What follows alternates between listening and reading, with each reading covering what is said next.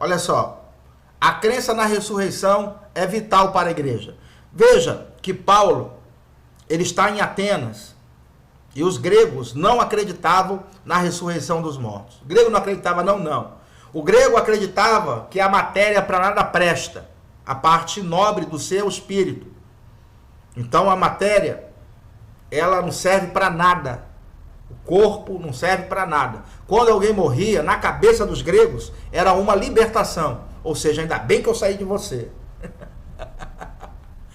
Então, era impensável para o grego alguém voltar de novo para o corpo. Isso era impensável. Na cultura grega, voltar para o corpo é um retrocesso. Então, ressurreição para eles era uma ideia louca. Mas Paulo está no Areópago, no lugar onde os pensadores costumavam falar, mostrar as suas ideias. E Paulo vai falar sobre ressurreição. Mesmo sabendo que iria perder parte da plateia, ele não deixa de falar nesse assunto. Por quê? Porque é a base da nossa fé. É um assunto importante. Olha só, Atos 17:30. Ora, não levou Deus em conta os tempos da ignorância. Ele está dando o discurso dele em Atenas. Aqui está a foto de Rafael Sanzio, o discurso de Paulo em Atenas. Isso é um quadro, uma pintura. Ele fala, ora, não levou Deus em conta os tempos da ignorância, agora, porém, notifica aos homens que todos em toda parte se arrependam, porquanto estabeleceu um dia em que há de julgar o mundo com justiça por meio de um varão que destinou e acreditou diante de todos, ressuscitando dentre os mortos. Ele botou a ressurreição de entre os mortos. Está vendo como é que a doutrina ficou?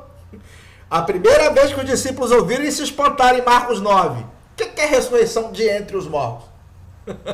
Mas aqui, ó, a doutrina ficou. Paulo falando, quando ouviram falar da ressurreição de entre os mortos, né? Depois ele fala, quando ouviram falar da ressurreição dos mortos, uns escarneceram e outros disseram, a respeito disso te ouviremos noutra ocasião. Então veja que Paulo nunca deixou de falar sobre a ressurreição, mesmo que fosse perder a sua plateia. Por quê? Era uma doutrina que é a base da fé. É basilar, né? É um fundamento basilar da nossa fé. 1 Coríntios 15, do 1 ao 8. Paulo agora vai... Aqui no Nordeste fala, Paulo quase teve um menino. Ele ficou chateado com os irmãos de Corinto. Corinto é uma cidade grega, né? Então, Paulo foi lá, ensinou a ressurreição dos mortos para eles.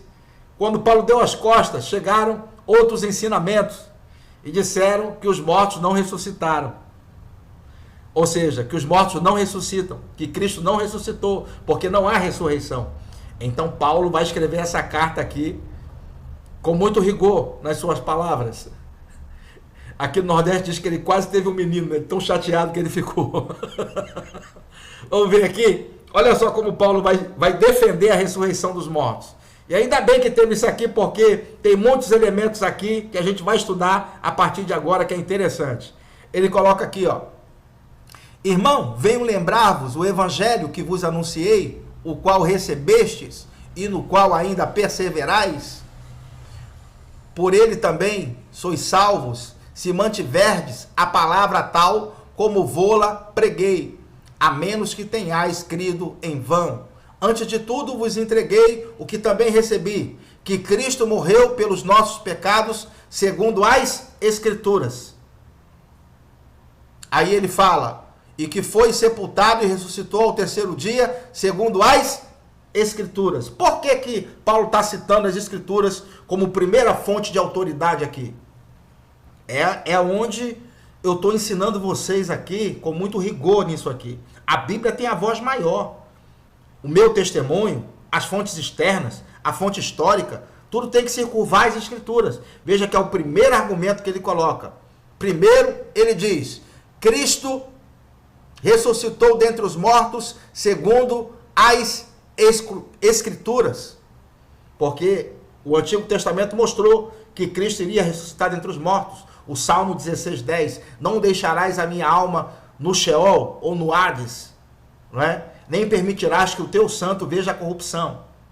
Mostrando que Cristo iria ressuscitar. Aquele texto fala da ressurreição dos mortos. Isaías capítulo 12, perdão, 53, Isaías 53, a partir do versículo 12, vai falar lá que ele desceu até o lugar de morte, mas não pôde ficar lá porque foi achada inocência nele. Então ele foi julgado e absolvido. Vamos falar nisso aqui amanhã, sobre o julgamento de todas as pessoas, né? Como vai ser. E o nosso Cristo também desceu, mas ele não ficou lá. Ele foi colocado para fora. As Escrituras falaram nisso no Antigo Testamento. E Paulo está usando o argumento das Escrituras como fonte primária de defesa. Ele coloca: morreu pelos nossos pecados segundo as Escrituras. Primeira fonte aqui confiável de defesa, as Escrituras. Paulo mostrando que elas já falavam sobre a ressurreição. Depois ele fala: e que foi sepultado e ressuscitou o terceiro dia, segundo as Escrituras, e apareceu a Cefas, depois aos 12. Depois foi visto por mais de 500 irmãos, de uma só vez, dos quais a maioria sobrevive até agora, porém alguns já dormem, já morreram. Depois foi visto por Tiago, mais tarde por todos os apóstolos, e afinal de todos, depois foi visto também por mim, como por um nascido fora de tempo.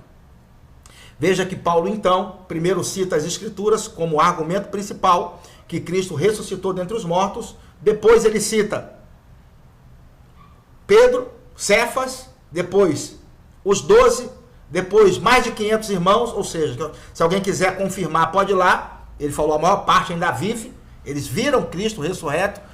Ele agora vai falar sobre testemunha ocular. Primeiro as Escrituras falou que ele ia ressuscitar, e a gente crê nas Escrituras, e depois as testemunhas oculares. E por último, por mim, como se fosse um nascido fora de tempo. Aí ele vai esquentar o argumento, ele diz: ora, se é corrente pregar que Cristo ressuscitou dentre os mortos, como, pois, afirmam alguns dentre vós que não há ressurreição de mortos? E se não há ressurreição de mortos, então Cristo não ressuscitou. E se Cristo não ressuscitou, é vã a nossa pregação e vã a vossa fé. E somos tidos por falsas testemunhas de Deus, porque temos asseverado contra Deus que ele ressuscitou a Cristo, a qual ele não ressuscitou, se é certo que os mortos não ressuscitam. Porque se os mortos não ressuscitam, também Cristo não ressuscitou. E se Cristo não ressuscitou, é vã a vossa fé, e ainda permaneceis nos vossos pecados. E ainda mais, os que dormiram em Cristo pereceram. E se a nossa esperança em Cristo se limita apenas a esta vida, somos os mais infelizes de todos os homens. Então Paulo está dizendo que Cristo de fato ressuscitou dentre os mortos, e se a gente espera em Cristo só nessa vida, somos os mais miseráveis dos homens. Comamos e bebamos, que amanhã morreremos. Mas temos a esperança de ressuscitar dentre os mortos, e isso deve nortear a minha e a sua fé. Versículo 20: mas de fato Cristo ressuscitou dentre os mortos, sendo ele as primícias dos que dormem, ou o primeiro a ressuscitar dos mortos.